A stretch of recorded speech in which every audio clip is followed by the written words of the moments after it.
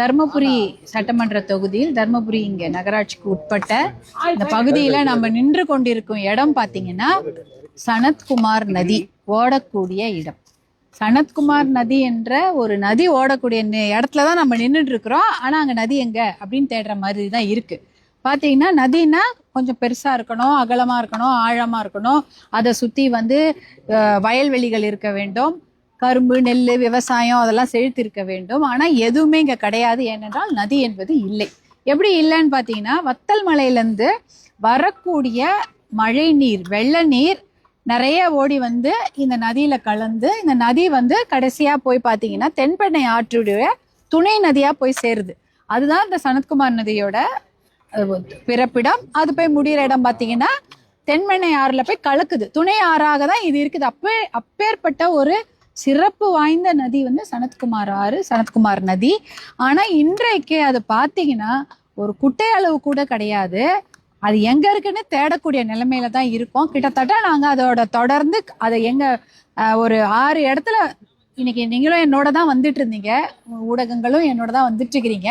3 இடத்துல வரும். 3 இடத்துலயுமே நதியை பார்க்க முடியல. ஏதோ கொஞ்சம் இடத்துல ஒரு தனியார் ஃபவுண்டேஷன் அதை சுத்தப்படுத்தி ஒரு 4 கிலோமீட்டர் 5 கிலோமீட்டர் பக்கத்துல இருக்கிற ஆக்கிரமிப்புகள்லாம் கொஞ்சம் சரி பண்ணி அப்புறம் அதை சுத்தப்படுத்தி இருக்கிறாங்க. ஆனா டன் கணக்குல பிளாஸ்டிக் கழிவுகள் இங்க இருக்கு. இங்க நீங்க பார்க்கும்போதே தெரியும். பக்கெட்டு, துணி, அப்புறம் பாத்தீங்கன்னா பிளாஸ்டிக் கவரு, நெகிழி பைகள், நெகிழி குப்பைகள் எல்லாமே இதுல இருக்குது. இன்னைக்கு இதை சுத்தம் பண்ணா டன் கணக்குல வெறும் பிளாஸ்டிக் கழிவு மட்டும் நம்ம எடுக்க முடியும். ஏன் அப்படி இருக்குது இந்த நதி அப்படின்னா, இது டவுன்ல இருக்குது. ஏன் டவுன்ல இருக்குன்னா தர்மபுரி வளரக்கூடிய ஒரு நகராட்சி. அதுல கிட்டத்தட்ட 80,000 பேர் வசிக்கிறார்கள். 80,000 பேர் இங்கதான் இருக்கிறாங்க. அவர்கள் உபயோகிக்கக்கூடிய அனைத்து தண்ணியா இருக்கட்டும், கழிவு நீரா இருக்கட்டும், எல்லாம் பாதாள சாக்கடையில போனா கூட அவங்க கொட்டக்கூடிய குப்பைகள் அனைத்தும் இந்த பகுதியில சேருது. தனியாகவே நகராட்சி என்ன பண்றாங்க, அதுக்கு 3 குப்பை கிடங்குகள் வச்சிருக்கிறாங்க. கொண்டு போய் அங்க வண்டியிலயோ லாரியிலயோ கொண்டு போய் கொட்டுறாங்க. இருந்தாலும் எல்லா இடத்துலயும் ஆக்கிரமிப்புகளும் இருப்பதனால வெறும் குப்பையா தான் இருக்கு. ஒரு இடத்துல கூட நிக்க முடியல, ஒரே துர்நாற்றம் வீசுகிறது. ஆனா பாத்தீங்கன்னா இந்த நதியில குளிச்சிருக்கிறாங்க, கரும்பு விவசாயம், நெல் விவசாயம், காய்கறிகள்லாம் பண்ணி இருக்கிறாங்க, இங்க துணி துவைச்சிருக்கிறாங்க, இந்த தண்ணியை புனித நீரா உபயோகப்படுத்தி இருக்கிறாங்க. ஆனா இன்றைக்கு பக்கத்துல கூட வர முடியாது. ஏன்னா இன்னைக்கு நம்ம பேட்டி கொடுத்துட்டு இருக்கிறோம். முதல்ல என்னன்னா எப்ப இதை முடிப்போம்னு வெயிட் பண்றோம். ஏன் துர்நாற்றம் தாங்கவில்லை, கிளம்பணும், முக்கியதே போகணும்னு நினைக்கிறோம். அந்த அளவுக்கு அது சாக்கடையா மாறி போச்சு.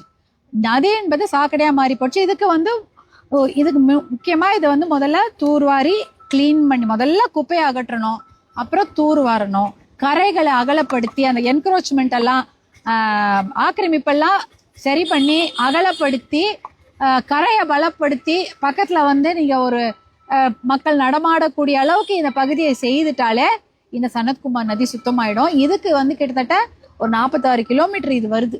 நகராட்சிக்குள்ளே ஒரு 7-8 கிலோமீட்டர் 10 கிலோமீட்டர் வந்துட்டு இருக்குது. 46 கிலோமீட்டருக்கு இங்க பாத்தீங்கன்னா நகராட்சிக்குள்ளே இதுக்குள்ளேயே கிட்டத்தட்ட 8 செக் டேம் கட்டி இருக்கிறாங்க. 8 செக் டேம் இருக்கிறதுனால தான் தண்ணி ஏதோ வரக்கூடிய தண்ணி அதை சேமிச்சு வைக்குது. இன்னும் கூட நிறைய செக் டேம் கட்டினா வரக்கூடிய மழை தண்ணீர் அதை சேமிச்சு. காட்டாற்று வெள்ளமாக தண்ணீர் வந்த நதியா சனத்குமார் நதியில வெள்ளம் வந்த போது அப்படின்னு கதையெல்லாம் சொல்றாங்களா. இன்னைக்கு தண்ணியே கிடையாது, நதியே இல்லை, தண்ணியும் இல்லை.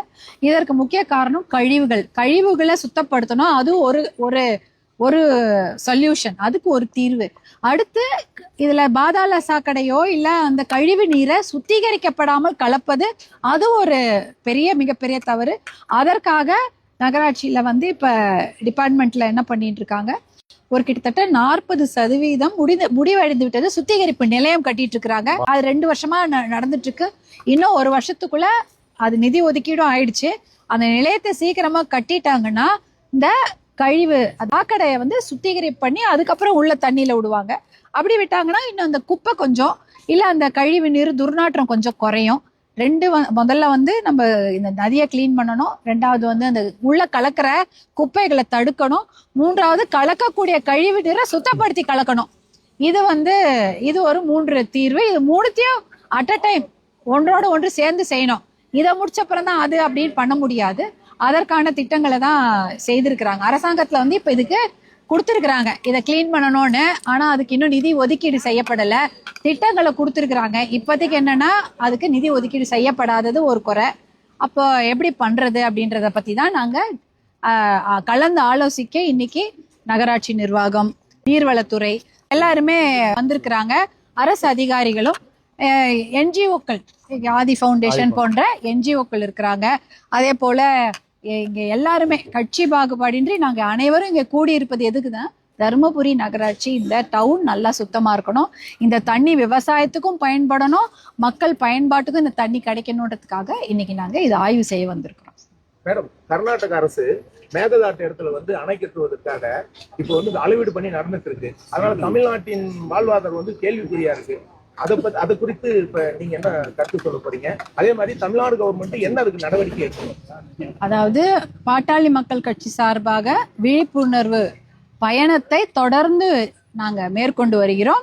கரம் கோர்ப்போம் காவிரி காப்போம் என்ற ஒரு விழிப்புணர்வு பயணத்தை 2017 மருத்துவர் அன்புமணி அவர்கள் தொடங்கியிருந்தாரு. அதை தொடர்ச்சியா இதை பற்றிய புத்தகங்கள்லாம் வெளியிட்டு இருக்கிறோம். அதே சமயம் இப்ப ஒரு ஜூலை 1ஆம் தேதி 4 நாட்கள் நடைபயணம் இதற்காகவே செய்யப்பட்டது. கரம் கோர்ப்போம் காவிரி காப்போம் மேகதாது அணை கட்டாமல் தடுப்போம் அப்படின்ற ஒரு பிரச்சாரம் மருத்துவர் அன்புமணி அவர்கள் தலைமையில இங்க விழிகுண்டுல ஆரம்பிச்சு அப்படியே பெண்ணாகரம், சேலம், அப்புறம் தருமபுரி, சேலம்லாம் போயிட்டு ஈரோடு, கரூர், திருச்சி, கொள்ளிடம், கடைசியா பூம்புகார்ல நிறைவடைஞ்சது. இதை பற்றிய சென்னையிலயும் அதை பற்றி நாங்க அமைச்சர்கள் இடத்தில் அதை பத்தி நாங்க பேசியிருக்கிறோம். நம்ம தமிழக அரசு அதை கேட்டிருக்கிறாங்க. மேகதாது அணை கட்டக்கூடாது என்ற தீர்மானத்தை சட்டமன்றத்தில் நிறைவேற்றி இருக்கிறார்கள். அதற்கான அந்த ஆணையத்தை நிறுவக்கூடாது என்பது எங்களுடைய கோரிக்கை. அதை நாங்க வலிமையாக எதிர்க்கிறோம். அதாவது இதுக்கான மேகதாட்டு அணையை கட்டக்கூடாது, அப்புறம் அதை பத்தி டிஸ்கஸ் பண்றதுக்கு ஆணையம் வேண்டாம் என்பதுதான் எங்களுடைய கோரிக்கை. அதையும் நாங்க அவர்கள் தெளிவா எடுத்து சொல்லி இருக்கிறோம். கண்டிப்பாக மேகதாட்டு அணை கட்டக்கூடாது என்பதில் தமிழ்நாடு அரசு தீவிரமாக இருக்கிறது. கர்நாடக அரசும் அதை கட்டுவோம் என்பதில் தீவிரமாக இருக்கிறாங்க. அவர்களுக்கு வேணால் அது தேர்தல் அரசியலாக இருக்கலாம். தமிழ்நாடை பொறுத்தவரை அது வாழ்வாதாரம் என்பதால் நாங்க வலிமையாக அதற்கு எல்லோரும் சேர்ந்து குரல் கொடுப்போம். தேவைப்பட்டால் கண்டிப்பாக டெல்லிக்கு, நம்ம தலைநகரத்துக்கு சென்று பிரதம மந்திரியும் அமைச்சர்களையும் கூட்டாக எல்லா கட்சியினரும் சேர்ந்து சந்திக்க வேண்டும் என்ற கோரிக்கையை மருத்துவர் அன்புமணி அவர்கள் தமிழக அரசிடம் வைத்திருக்கிறார்கள். சென்ட்ரல் கவர்மெண்ட் வந்தே மாதரம் பாட்டு கம்பல்சரி பாடணும்னு சொல்லியிருந்தாங்க. இன்னைக்கு கவர்மெண்ட் அது பாடுதல் கப்பித்த வரைக்கும் தேசிய சென்ட்ரல் கவர்மெண்ட் எனக்கு சட்டமன்ற கூட்டத்தொடர் ஆரம்பிக்கும் பொழுது முதல்ல வந்தே மாதரம் பாட்டு தான் பாடப்பட்டது. அது ரொம்ப நமக்கு பெருமையாக இருந்தது. 2 முறை தேசிய கீதம் பாடப்பட்டது. ரொம்ப அதுவும் பெருமையாக இருந்தது. எத்தனை முறை வேணாலும் நம்மளுடைய தமிழ்தாய் வாழ்த்தையும் வந்தே மாதரம் பாடலையும் நம்ம பாடலாம். 2 முறை இல்லை 4 முறை கூட பாடலாம். அதனால அது நல்ல வரவேற்கப்பட வேண்டிய விஷயம்தான். இன்றைக்கு இன்னைக்கு நீங்க சொல்லியிருக்கிறீங்க எல்லா தமிழ்தாய் வாழ்த்து பாடி இருக்க வேண்டும். சனத்குமார் முக்கியத்துவம் பண்ணுங்க.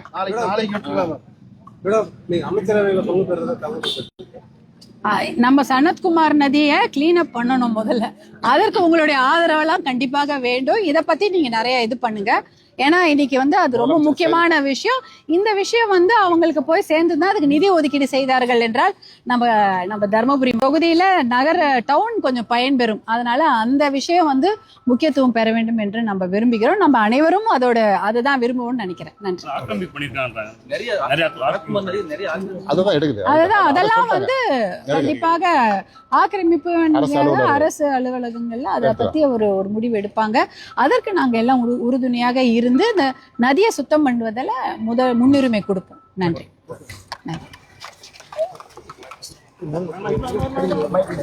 சரியா